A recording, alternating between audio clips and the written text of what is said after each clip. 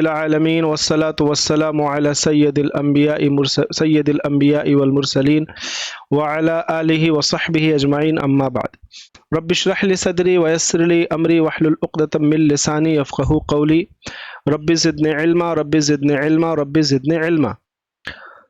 قبل اس کے کہ ہم لوگ تفسیر کی دو تین آیتوں پہ آج ڈسکس کریں۔ ہاں مائک مائک مائک میوٹ کر کے مائک میوٹ کر لیجئے اور تھوڑا سا یکسو ہو جائیے گھر میں جہاں پہ بھی ہیں۔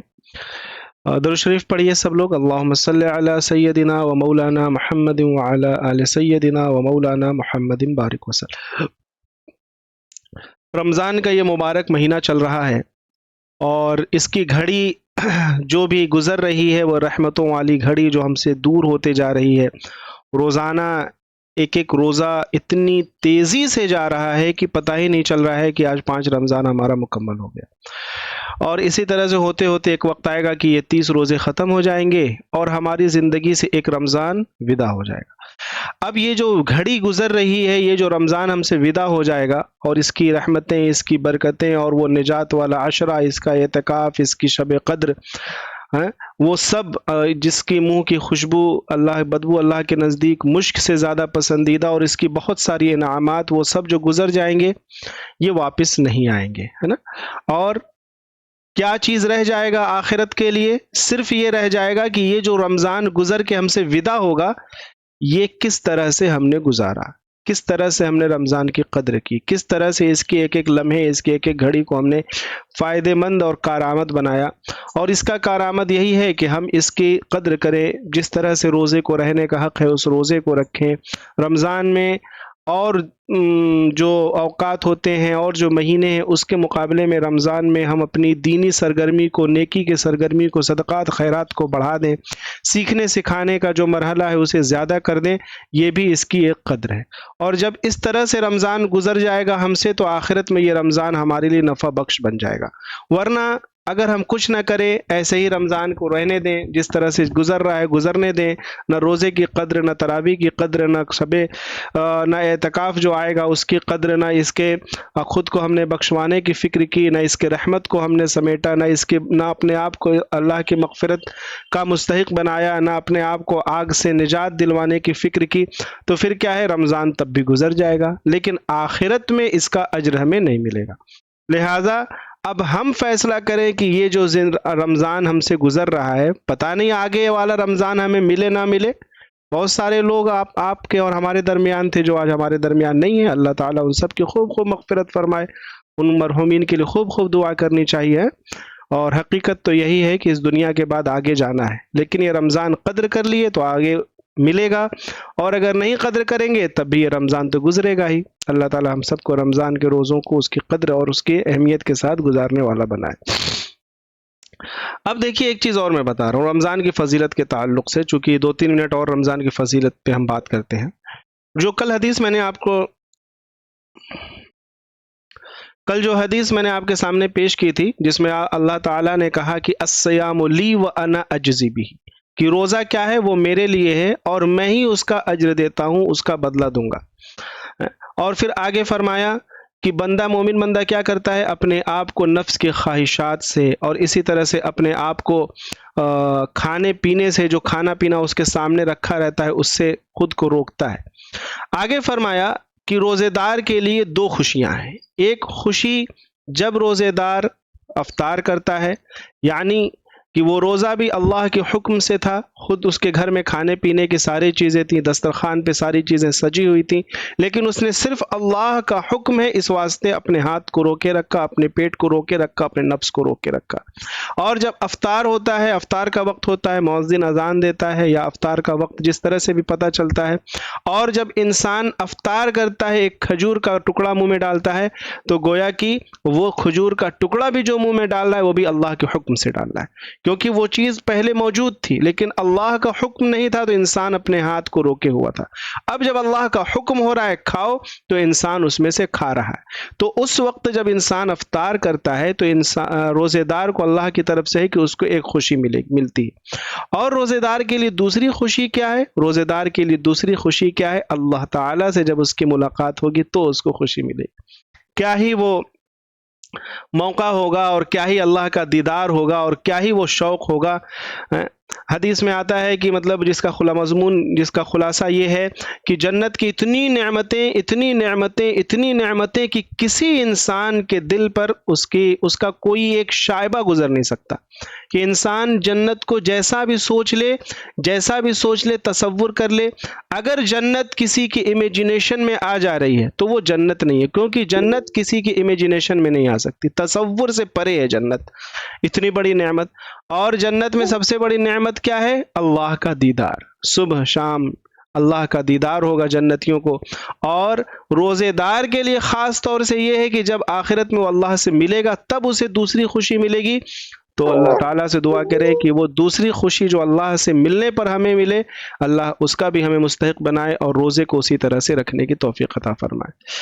ایک چھوٹی سی بات میں اور کہنا چاہوں گا روزے کے تعلق سے، دیکھیے روزے کو کہا گیا ہے الصیام جنتن، جنتن کے معنی ہوتا ہے ڈھال، پروٹیکٹر۔ ڈھال کسے کہتے ہیں؟ جیسے کہ میدان کارزار میں جب لڑائی بالکل زور کی لگی ہوئی ہو تو لڑائی میں انسان کیا کرتا ہے؟ ایک ڈھال لیے رہتا ہے، اس ڈھال سے وہ دشمنوں کے حملے سے خود کو بچاتا ہے، وہ تیر تلوار اور اسی طرح سے نیزے دوسری چیزیں جو آتی ہیں اس ڈھال سے اس وار کو روکتا ہے اور اپنی حفاظت کرتا ہے۔ تو وہ ڈھال انسان کے لیے کیا ہے؟ دوسرے دشمن کے وار سے اس کی حفاظت ہے۔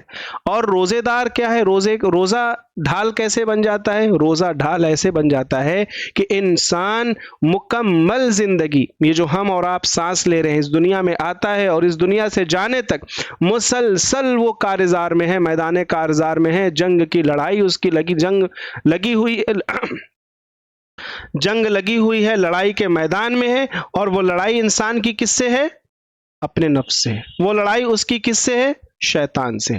ارشاد خداوندی ہے ان الشیطان لکم عدو مبین، کہ شیطان کیا ہے؟ بالکل تمہارا کھلا ہوا دشمن ہے۔ تو دشمن کیا کرتا ہے؟ وہ حربے اختیار کرتا ہے، وہ طریقے اختیار کرتا ہے، وہ وسوسے ڈالتا ہے دل میں، اور ان سب کا مقصد کیا ہوتا ہے؟ کہ ہمیں وہ راہ حق سے ہٹا دے، اللہ کی مرضی والے راستے سے ہٹا دے، ہمیں جنت والے راستے سے ہٹا دے، اور وہ ہمیں اپنا غلام اپنا چیلا بنا لے، اور ہمیں بھی اپنے ساتھ جہنم کے گڑھے میں ہمیں لے جا کر کے گرا دے۔ یہ اس کا مقصد ہوتا ہے، اور اس کے لیے وہ مسلسل حملہ آور ہے۔ تو روزہ کیا ہوتا ہے؟ روزہ ڈھال بن جاتا ہے، پروٹیکشن مہیا ہوتی ہے روزے کے ذریعے سے مومن کو۔ جب مومن روزہ رکھتا ہے تو اس کا دل نیکیوں کی طرف چلتا ہے، وہ نفس اس کا جو ہے وہ اس کے دھیرے دھیرے اس کے تابع ہو جاتا ہے، اور اسی طرح سے مومن جب روزہ رکھتا ہے تو شیطان کے حملے کا بھی اس کے اوپر اثر کم ہوتا ہے۔ کیوں؟ کیونکہ روزے کی وجہ سے اس کے اندر نفس جو ٹوٹ رہا ہے وہ نفس اسے شیطان کی اتباع کرنے سے روکتا ہے، اور انسان کے اندر کیا ہوتا ہے؟ تقوی پیدا ہوتا ہے، اور تقوی ہی وہ کنجی ہے، وہ چابی ہے جو اللہ کی خوشنودی اور انسان کو آخرت کے تعلق سے ایک خوف اور امید والی کیفیت دل میں پیدا کرتی ہے۔ تو اللہ تعالیٰ سے دعا کریں کہ اللہ تعالیٰ روزے کو ہمارے لیے ڈھال بنا دے، اور روزے کے ذریعے سے ہمیں شیطان کے وسوسے سے اور بری چیزوں پر چلنے سے بچائے رکھے، اور جنت کے راستے پر اور اللہ کی خوشنودی والے راستے پر چلنے کی توفیق عطا فرمائے۔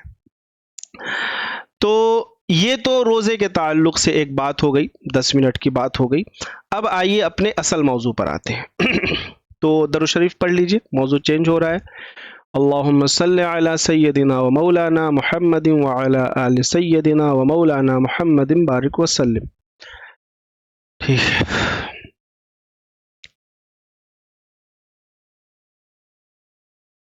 یہ کیا فرمایا گیا تھا اس میں؟ آج میں ریویژن نہیں کرواؤں گا، ریویژن آپ کروائیں۔ یہ سورہ یاسین کی کون سی آیت ہے؟ یہ جلدی جلدی بتائیے۔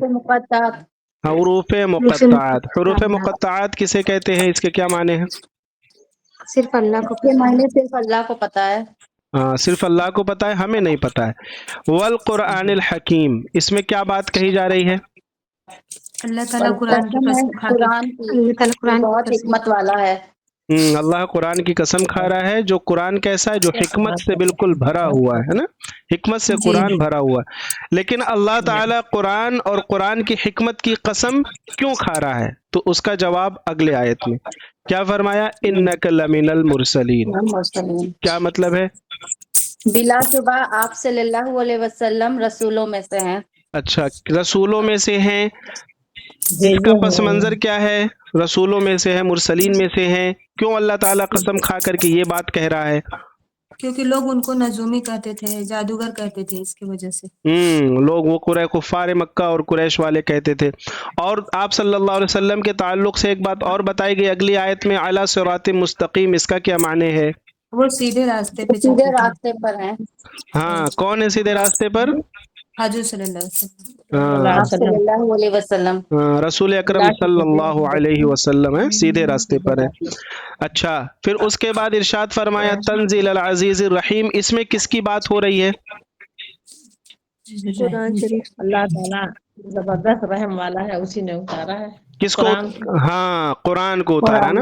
یہاں تک جو ہے یہاں تک جو ہے وہ ایک مضمون آپ صلی اللہ علیہ وسلم کے تعلق سے، اور یہاں سے ایک مضمون ہے جو تعلق اس کا ہے سیدھے والقرآن الحکیم سے، یعنی کہ جو قرآن کے تعلق سے دو اشکال تھا نا ان کا ایک اشکال یہ تھا کہ آپ نبی نہیں ہیں نعوذ باللہ، اور دوسری چیز یہ کہ یہ جو آپ بتاتے ہیں یہ گڑھ کے کہیں سے لاتے ہیں، یہ ایسے ادھر ادھر کی بات ہے۔ تو فرمایا نہیں، جو تم کہتے ہو یہ سب دھوکے، یہ سب تمہارے دل کی بات ہے، حقیقت یہ ہے کہ اللہ آپ صلی اللہ علیہ وسلم سیدھے راستے پر ہیں، اللہ کی طرف سے بھیجے ہوئے آخری نبی ہیں۔ اور پھر کیا فرمایا؟ تنزیل العزیز الرحیم، یہ جو قرآن ہے یہ اللہ کی طرف سے اتاری ہوئی بات ہے، اللہ کی بات ہے، اللہ کا کلام ہے۔ ٹھیک ہے، اب یہ آیت چھوٹ گئی تھی تو مائک بند کیجئے، اس آیت کو تھوڑا سا میں کل تھوڑی سی بات کی، آج پھر میں اس پہ کر لیتا ہوں۔ دیکھیے ارشاد فرمایا لتنذر قوما ما انذر آباؤہم فہم غافلون۔ اب تنزیل العزیز الرحیم، یہاں پہ یہ جو آیت ہے تنزیل العزیز الرحیم، یہ تنزیل العزیز الرحیم کیا ہے؟ یہ تنزیل العزیز الرحیم قرآن کے تعلق سے بات ہو گئی، اور انک لمن المرسلین علی صراط مستقیم حضرت محمد مصطفیٰ صلی اللہ علیہ وسلم کی طرف سے بات ہو گئی۔ اب یہ تنزیل العزیز الرحیم کیا ہے؟ تو یہ اس واسطے ہے، مطلب یہ جو قرآن نازل ہوا اس کا مقصد کیا ہے؟ تو مقصد یہ ہے لتنذر، تاکہ آپ ڈرائیں، قومم، اس قوم کو، ما انذر آباؤہم، جس کے آباء و اجداد کو نہیں ڈرایا گیا، فہم غافلون، چنانچہ کیا ہے وہ غفلت میں پڑے ہوئے ہیں، ان کو تو خبر نہیں اس کی۔ اس کا واقعہ یہ ہے، اس میں اس کی جو اگلی آیت ہے جب آپ اس کو پڑھیں گی تو پھر تھوڑا سا معنی اور واضح ہوں گے، ہے نا۔ یہاں پر ظاہری مفہوم یہ نہ سمجھیے کہ اللہ تعالیٰ نعوذ باللہ کسی کی طرف حق نہیں پہنچا اور اس کو عذاب میں مبتلا کر دے، نہیں نہیں نہیں، حق پہنچتا تھا، لیکن یہاں پر جو یہ بات ڈرانے والی کی جا رہی ہے، یہ بات ڈرانے والی کی جا رہی ہے کہ ان کو کسی رسول کے ذریعے سے ڈائریکٹ نہیں ڈرایا گیا، یعنی کہ حضرت اسماعیل علیہ السلام، ابراہیم علیہ السلام کے جو دو نسل چلی، ایک حضرت اسماعیل علیہ السلام اور ایک حضرت اسحاق علیہ السلام۔ تو حضرت اسحاق علیہ السلام کون تھے؟ یا اسحاق علیہ السلام یا یعقوب علیہ السلام؟ اسحاق علیہ السلام۔ صحیح ہے؟ جی سر۔ جی سر۔ کل دیکھ کے آئیے گا اس کو آپ لوگ۔ بہرحال تو دو جو سلسلہ چلا، ایک سلسلہ شام میں چلا، اور تمام جو نبی آئے وہ سلسلہ شام والے نبی میں آئے، شام والے سلسلے میں آئے تمام انبیاء، اور ادھر جو مکے میں سلسلہ چلا حضرت اسماعیل علیہ السلام کا، تو اس کے بعد اس سلسلے میں کوئی نبی نہیں ہے، اور نبی کب آ رہے ہیں؟ سیدھے نبی آخر الدو جہاں صلی اللہ علیہ وسلم تشریف لائے، یعنی کہ بیچ میں کوئی نبی نہیں، پھر سیدھے جو نبی آ رہے ہیں تو وہ امام الانبیاء ہیں۔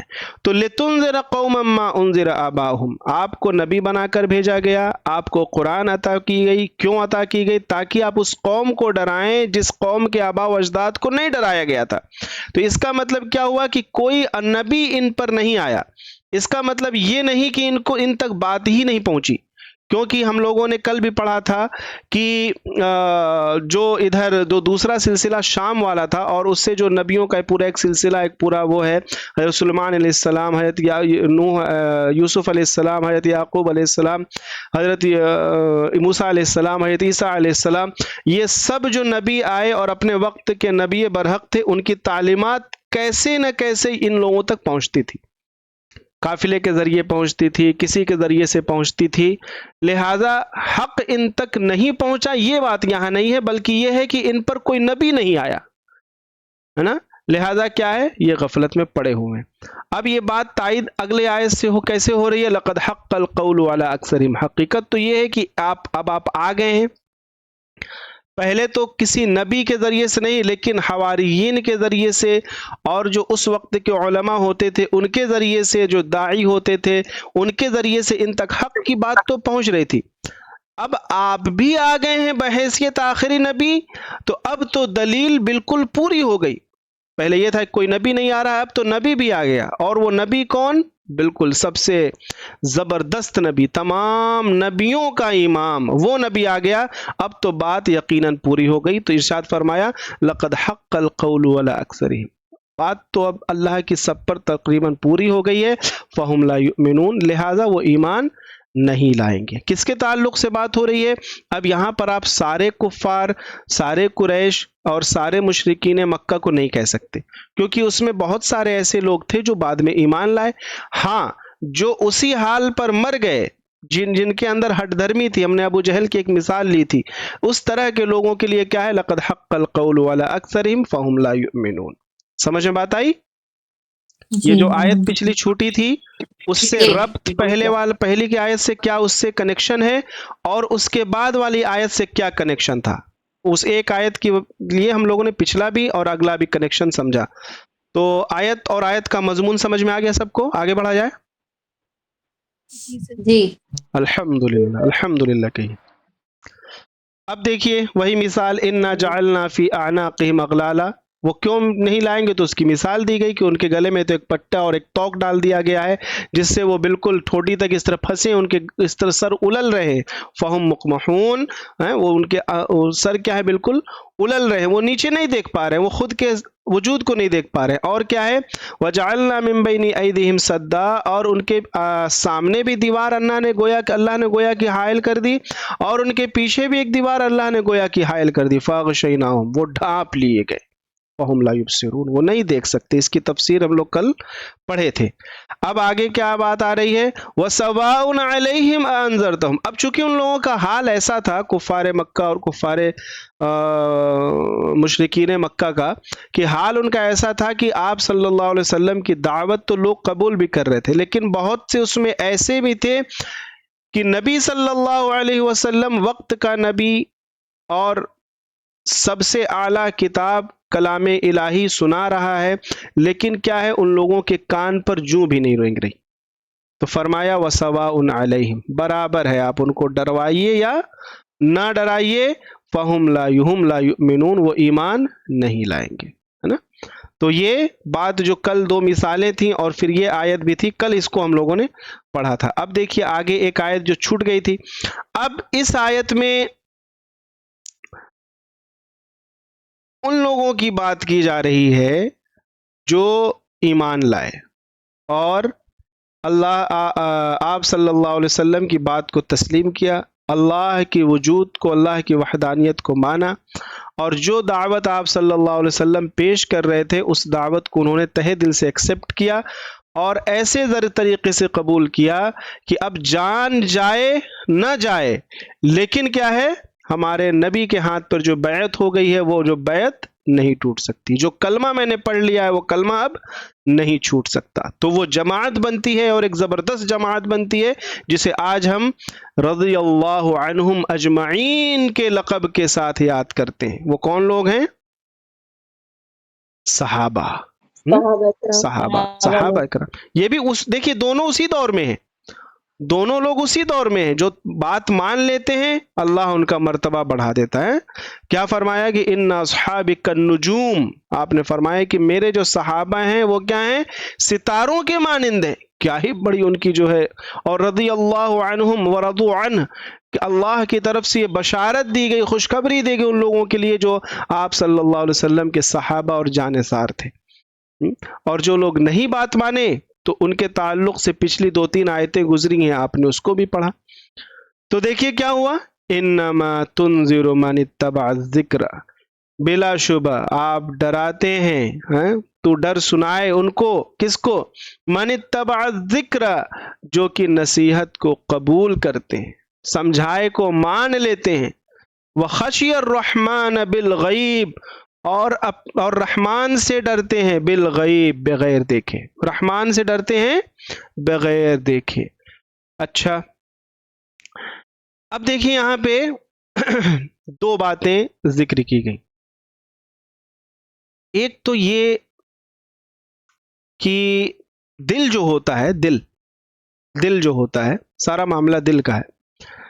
جب دل نرم ہوتا ہے اور دل ایکسپٹ کرنے والا ہوتا ہے حق کو، ہے نا، ذکر کو، دل جب نرم ہوتا ہے، جیسے کہ آپ اس کی مثال لیجئے زمین سے، جب زمین کیا ہوتی ہے، وہ کھیتی کے قابل ہوتی ہے اور اس میں تھوڑی سی بھی نمی پڑتی ہے اور تھوڑی سی اس کو کھاد واد ڈال دیتے ہیں، تھوڑی سی بارش کی 4 بوندیں پڑ جاتی ہیں تو اس زمین سے فوراً کیا ہوتا ہے، سبززار نکل آتا ہے۔ ہوتا ہے نا ایسا، بارش میں آپ دیکھتے ہوں گے کہ فوراً تھوڑی سی ایک بارش ہوئی، فوراً وہ زمین جو بالکل چٹیل تھی وہاں کھٹ سے جو ہے گھاس نکل آئی، اسی طرح سے اور ساری چیزیں، پودے نکل آتے ہیں، ہم دیکھتے ہیں ہریالی ہو جاتی ہے۔ ہوتا ہے نا بھائی ایسا سب کے ساتھ، سب لوگ دیکھتے ہوں گے۔ اور جی ایک زمین وہ بھی ہوتی ہے جہاں پہ پورا دھواں دھار بارش ہو رہی ہے، لیکن کیا ہے، وہ بارش کا قطرہ اس طرف پڑ رہا ہے اور وہ پھسل جا رہا ہے، ادھر ادھر چلا جا رہا ہے، اس کے اوپر کوئی اثر نہیں ہو رہا ہے۔ تو دل کا معاملہ یہی ہے، دل کا معاملہ یہی ہے۔ بعض دل ایسے ہوتے ہیں کہ ان پر نصیحت اڑیل دیجئے، جیسا کہ وہ بھی دل تھے کہ نبی صلی اللہ علیہ وسلم سے بڑا کوئی نصیحت کرنے والا تو نہیں ہو سکتا، قرآن سے بڑی کوئی نصیحت نہیں، اور نبی صلی اللہ علیہ وسلم کے زبان سے جب وہ نصیحت نکلے تو اس سے بڑا اثر کسی کی نصیحت میں نہیں ہو سکتے۔ باوجود اس کے ان کے دل اس طرح سے سخت تھے یا بنجر تھے کہ اس پہ وہ نصیحت اثر نہیں کرتی تھی، اور کیا ہوتی تھی، گری اور ادھر ادھر چلی گئی، بلکہ وہ نصیحت ریورس گیئر میں اثر کرتی تھی اور ان کے اندر کبر اور گھمنڈ بڑھنے لگتا تھا۔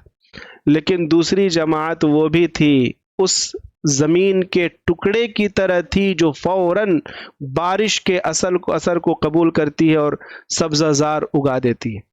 تو جب اس طرح کے دل پر آپ صلی اللہ علیہ وسلم کی دعوت گری، ان لوگوں نے فوراً کیا کیا، اس کو ایکسپٹ کر لیا۔ تو وہی فرمایا کہ آپ ڈر سنائے، من اتبع الذکر، جو لوگ نصیحت کو اور قبول کر لیے، فوراً انہوں نے نصیحت پر لبیک کیا یا کچھ دنوں بعد کہا، لیکن وہ ایکسپٹ کر لیے، اور کیا کہا، وخشی الرحمن، دوسری بات وخشی الرحمن، اور رحمان سے ڈرے۔ اب یہاں دیکھیے آپ لوگ کو سوچنا چاہیے کہ دیکھیے خشیہ کا مطلب ہوتا ہے ڈرنا، اور رحمان اللہ تعالی۔ یہ بتائیے تھوڑا یہ جملہ اگر کوئی ایسا کہے، ایک بہت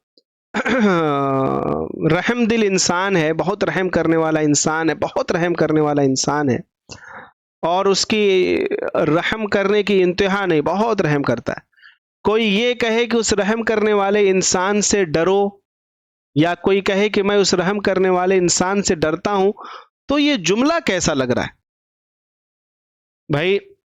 غصہ کرنے والے سے ڈرنا سمجھ میں آتا ہے، جس کے ہاتھ میں پاور ہے، آپ کو پتا ہے کہ ابھی ہم نہیں کچھ کہیں گے تو کہاں سے بلڈوزر آ جائے اور کیا سے کیا ہو جائے، اللہ ہی بچائے، چل رہا ہے آج کل، سمجھ میں آتا ہے۔ لیکن یہاں کہا جا رہا ہے خشی الرحمن بالغیب، وہ رحمان سے، اور رحمان اللہ تعالیٰ کی سپرلیٹو ڈگری، یعنی کہ وہ رحم جو بالکل انتہا پر ہے، اس سے زیادہ رحم کوئی کر ہی نہیں سکتا، اس سے ڈرنا، اس سے ڈرنا بالغیب، بغیر دیکھے۔ تو اس کا مطلب کیا ہوا؟ اس کا مطلب یہ ہوا کہ وہ رحمان سے ڈرنے کا مطلب یہ ہے کہ رحمان رحم فرمائے گا، لیکن پتہ نہیں میرا عمل اس کی رحمت کو متوجہ کرنے کے لائق ہے کہ نہیں، ہے نا؟ بعض دفعہ انسان کے اعمال ایسے ہو جاتے ہیں کہ ایک عمل انسان کی پوری زندگی کی عبادت کو ضائع کر دیتا ہے۔ دونوں پہلو ہوتے ہیں نا، یہ بھی ہوتا ہے کہ کوئی ایک عمل اتنا اچھا ہوتا ہے کہ اللہ تعالیٰ اس ایک عمل کے بدلے بندہ ایمان والا ہے تو اس کو جنت میں ڈال دیتے ہیں، اس کے ساتھ دوسرا پہلو بھی ہے، بعض دفعہ اعمال کوئی ایسے بھی ہوتے ہیں انجام کے اعتبار سے، اپنے ٹیمپریچر کے اعتبار سے ایسے خطرناک ہوتے ہیں، ایسے شقی ہوتے ہیں کہ اس ایک عمل کی وجہ سے انسان کی پوری زندگی کی عبادت بھی ضائع ہو جاتی ہے نا۔ تو انسان ڈر رہا ہے کہ پتہ نہیں وہ رحمان تو ہے لیکن میرا عمل درمیان میں حائل نہ ہو جائے۔ تو خشی الرحمن بالغیب، یہ صحابہ کی ہی صفت تھی کہ کیا تھا، وہ رحمان کو وہ بغیر دیکھے، ابھی انہوں نے دیکھا نہیں لیکن نبی صلی اللہ علیہ وسلم نے ان کو کہا سمعنا واطعنا، بات کو مان لی۔ تو ایسے لوگوں کے لیے کیا ہے، جو رحمان، جو آخرت سے ڈرتے ہیں، رحمان سے ڈرتے ہیں، بغیر دیکھے اس کا پاس و لحاظ کرتے ہیں اور نصیحت کو قبول کرتے ہیں، نصیحت کو قبول کرتے ہیں۔ جیسے ہم لوگ ابھی قرآن کلاس کر رہے ہیں، ایک یہ ہے کہ چلو یار کچھ نہیں تھا تو قرآن کلاس کر لیے، ایک یہ ہے کہ قرآن جو ہم پڑھ رہے ہیں اور قرآن میں بھی سورہ یاسین پڑھ رہے ہیں، سورہ یاسین جو قرآن کا دل ہے، اس کے اندر نصیحت ہی نصیحت ہے، ہم اس نصیحت کو اپنی زندگی میں شامل کر رہے ہیں کہ نہیں کر رہے ہیں۔ ایک تو یہ کہ ہمارے علم میں اضافہ ہو رہا ہے، وہ بھی اچھی بات ہے، لیکن اصل کیا ہے کہ ہم جو سیکھ رہے ہیں، یہ جو باتیں بتائی جا رہی ہیں، ہمارے دل پر اس کا اثر ہو رہا ہے کہ نہیں ہو رہا ہے۔ اگر نہیں ہو رہا ہے تو پھر کیا ہے، دعا کرنا چاہیے اللہ سے، اللہ تعالی ہمارے دل کو اس طرح بنا کہ جو ذکر کی نصیحت کو ایکسیپٹ کرنے والا ہو اور آپ سے ڈرنے والا ہو۔ اب جب یہ دونوں کیفیت جب ہو گئی تب پھر کیا ہے، فَبَشِّرْهُ بِمَغْفِرَةٍ وَأَجْرٍ كَرِيمٍ، تو ان کو خوشخبری سنا دیجئے، کس چیز کی، مغفرت کی، اللہ تعالیٰ نے ان کو معافی دے دی، وَأَجْرٍ كَرِيمٍ، اور عزت والے اجر کی۔ اجرٍ کریم مطلب ایک بہت عزت، عظمت والے ہیں، عظمت والے اجر کی، عظمت والا ان کو جزا دیا جائے گا، عزت والی ان کو کیفیت، ان کو مقام دیا جائے گا، اور کیا ہوگا، ان کی معافی کر دی جائے گی۔ معافی یہاں پہ مغفرت کا معنی یہ ہوتا ہے میری بہنوں، مغفرت کا معنی یہ ہوتا ہے غلطی انسان کرے، کوئی غلطی کرے اور اس غلطی کو معاف کیا جائے۔ اس سے یہ بات پتہ چلی کہ انسان، ہم اور آپ، ہم سے اور آپ سے غلطی ہونا طے ہے، کم غلطی ہوگی، زیادہ غلطی ہوگی، چھوٹی غلطی ہوگی، بڑی غلطی ہوگی، لیکن اس غلطی ہونے کے بعد اس غلطی پر جم جانا یہ نقصان دہ ہے۔ غلطی ہو گئی، انجانے میں ہو گئی، جان کے ہو گئی، اب احساس ہو گیا، جب احساس ہو گیا تو نیکسٹ اسٹیپ یہ ہے کہ فوراً اپنی اس غلطی کو ختم کیا جائے، مغفرت نام کے اریزر سے اس کو فوراً مٹایا جائے اپنے نام اعمال سے۔ اور وہ کیسے ہوگا، اللہ کی بارگاہ میں توبہ سے، اللہ کی بارگاہ میں ہاتھ اٹھائے انسان اور اپنی غلطیوں کا اعتراف کرے اور اللہ سے کہے کہ اللہ معاف کر دیجئے۔ رمضان چل رہا ہے، اللہ تو اور معاف کرنے والا ہے نا۔ تو فبشرہ بمغفرۃ، تو دو صفت پیدا ہو گئی، نصیحت، ایسا دل ہمیں مل گیا کہ جو نصیحت حاصل کرنے والا ہے، اور رحمان سے ہم، رحمان یعنی اللہ کی پاس و لحاظ کرنے والے بن گئے، اس کو بغیر دیکھے اس کے رحمانیت کی جو صفت ہے اس کو پانے کے ہم کوشاں ہیں اور ڈر رہے ہیں اپنے اعمال سے۔ تو جب یہ دو صفت پیدا ہو گئی تو پھر کیا ہے، پھر اب مغفرت طلب کیجیے اللہ تعالیٰ سے۔ اللہ تعالیٰ، آپ جب معافی مانگیں گے اللہ تعالیٰ سے، فبشروا بمغفرۃ، اللہ تعالیٰ معاف کر دے گا، اللہ معاف کرنے والا ہے، وہ اجر کریم، اور عزت دینے والا اجر ہے، عزت والا اجر اللہ عطا فرمائے گا۔ سمجھ میں بات آئی؟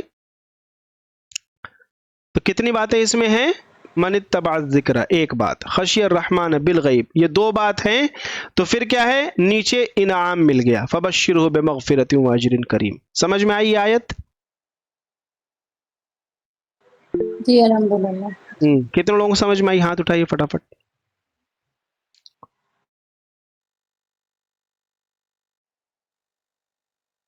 ٹھیک ہے، بہت بہتر، اللہ تعالیٰ اس کو قبول فرمائے۔ ٹائم ہم لوگ کا اوور ہو گیا ہے، اور انشاءاللہ کل تھوڑا فاسٹ اور چلیں گے، تھوڑا تفصیل لگ رہا ہے زیادہ ہو گئی ہے، اور انشاءاللہ کل اس آیت کو اِنَّا نَحْنُ نُحْيِي الْمَوْتَى وَنَكْتُبُ مَا قَدَّمُوا وَآثَارَهُمْ وَكُلَّ شَيْءٍ أَحْصَيْنَاهُ فِي إِمَامٍ مُبِينٍ، اس کو پڑھیں گے اور اس کی جو یہ مختصر تفسیر ہے اس کو بھی سمجھنے کی کوشش کریں گے، ٹھیک ہے انشاءاللہ۔ وَضْرِبْ لَهُمْ مَثَلًا أَصْحَابَ الْقَرْيَةِ إِذْ جَاءَهَا الْمُرْسَلُونَ، اس کو بھی انشاءاللہ پڑھیں گے۔ کتنے لوگ سورہ یاسین کی تلاوت آج کیے ہیں؟ میں درست کروں۔